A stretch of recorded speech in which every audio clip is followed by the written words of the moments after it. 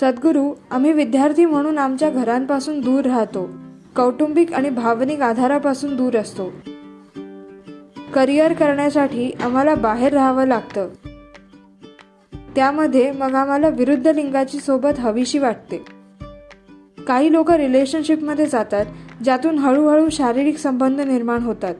सद्गुरू, मग माझा प्रश्न असा आहे की एक पिढी म्हणून आपण यावर खुल्याने चर्चा का नाही करू शकत? का लग्नाआधी शारीरिक संबंध असणं अजूनही चुकीचं आहे?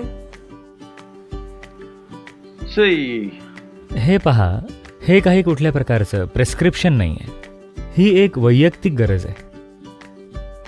आत्ता सध्या आपण हे समजून घेतलं पाहिजे. ह्या समाजामध्ये आपण मानवी लैंगिकता अशा प्रकारे हाताळली. एक मुलगी वयात येण्याआधी ते ठरवतात, तू ह्या मुलाशी लग्न करणार आहेस. 6व्या किंवा 7व्या वर्षी त्यांचं लग्न नाही करत, पण असं म्हणत राहतात की तुझ्या मामाचा मुलगा, हा मुलगा, तुझं त्याच्याशी लग्न होणार आहे. ते त्यालाही सांगत राहतात तुझं हिच्याशी लग्न होणार आहे. तर त्यांनी एकमेकाला पाहिलं नाही आहे, ते एकमेकाला भेटले नाही आहेत, त्यांचं काहीच चालू नाही आहे, पण भावनिकदृष्ट्या त्यांना बांधलं जात आहे. ते एकमेकाला शारीरिकदृष्ट्या स्पर्श करण्याआधी त्यांना ते भावनिकदृष्ट्या एकमेकांशी मजबूतपणे बांधलेले हवेत. तर ही ह्या संस्कृतीची पद्धत आहे. त्यांनी ह्या पैलूला अशा प्रकारे हाताळलं. तर जेव्हा तुम्ही वयात येता, जेव्हा शरीरात ठराविक शक्यता बहरतात, आता तुमच्या भावना आधीच कुणासोबत बांधलेल्या आहेत, म्हणून तुम्ही तुमचं शरीर जपता, बेभान होऊन सुटत नाही, कारण तुमच्या भावना आधीच कुणाशी तरी बांधलेल्या आहेत. तर ते 15-16चे होईपर्यंत मुलीचं लग्न होतं आणि 17-18चं होईपर्यंत मुलाचं लग्न होतं. ते त्यांच्या शेतीत किंवा व्यवसायात किंवा जे काही असेल त्यात गुंततात. तर तरुण वयाचा एक महत्त्वाचा पैलू हाताळला जातो. एक गोष्ट म्हणजे भावना आणि दुसरी गोष्ट म्हणजे शारीरिक गरज. दोन्हीची वयाच्या दृष्टीने खूप लवकर सोय केली जाते आणि साहजिकच 1 ते 2 वर्षात मुलं व्हायची, म्हणून ते त्यात गुंतायचे आणि व्यस्त व्हायचे आणि जीवन पुढे चालत राहायचं. ठीक आहे, आज आपली आयुष्य बदलली आहेत, कारण तुम्ही शिक्षण संपवेपर्यंत बहुतेक लोक किमान 24 ते 25 वर्षांचे झालेले असतात. PhD म्हणजे 30. मला माहित नाही किती ते. हे तुमचे प्रोफेसर किती दयाळू आहेत ह्यावर अवलंबून आहे.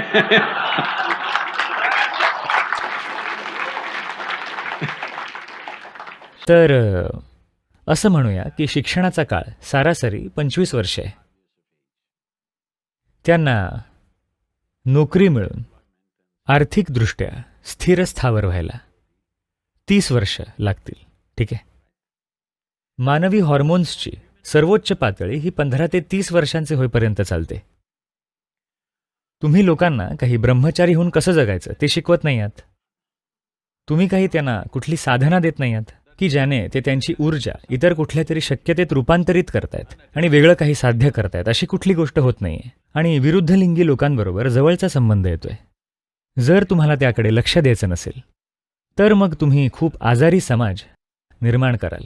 खूप आजारी समाज, जे दुर्दैवाने आपल्या समाजात खूप हिंसक पद्धतीने व्यक्त होत आहे, कारण आपण अजून लक्षच दिलं नाहीये मनुष्याच्या अगदी मूलभूत गरजांकडे. पहिली गोष्ट म्हणजे पोषण.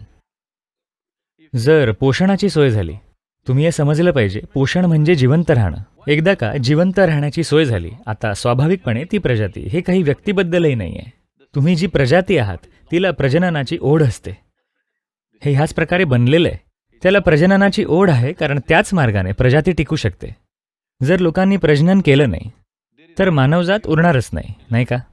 तर तुमचं शरीर आणि तुमचं मन अनेक युक्त्या करतं आणि कसं जेव्हा तुम्ही कुणाकडे बघता तुम्हाला अचानक वाटू लागतं की ते सर्वात सुंदर आहेत. अचानक तुम्हाला ती व्यक्ती सर्वात मस्त वाटू लागते. आपल्याला मग नंतर शोध लागतो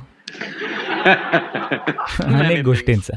पण सुरुवातीला सर्व काही धुरकट असतं. हे पहा, मी तुम्हाला सांगतो. समजा तुम्ही 10-12 वर्षांचे आहात. तुम्ही लोकांकडे पाहिलं ते अगदी नॉर्मल दिसतात.